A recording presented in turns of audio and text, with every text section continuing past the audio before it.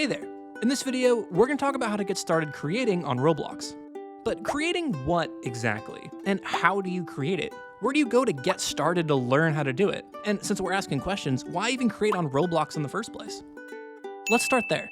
When you create on Roblox, you get access to powerful 3D creation tools to bring your vision to life. Creating on Roblox also means that Roblox handles all the distribution for you. So when you're done creating, you can easily share your Roblox creation with an active and engaged audience all around the world, on whatever platform they prefer, from mobile to desktop to console to VR. A ton of people come to Roblox every day, and everything on Roblox is made by people just like you. Which brings us to our next question: what can you create on Roblox?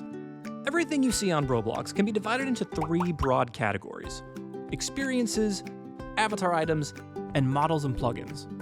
Experiences are often referred to as games. Popular Roblox titles like Adopt Me and Arsenal fall into this category.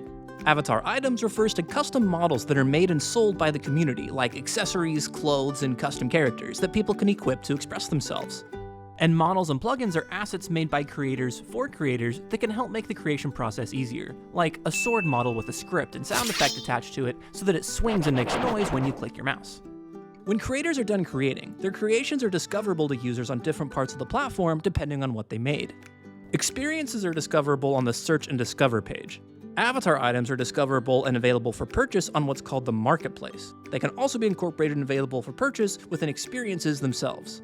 And models and plugins are discoverable and available for purchase on what's called the Creator Store.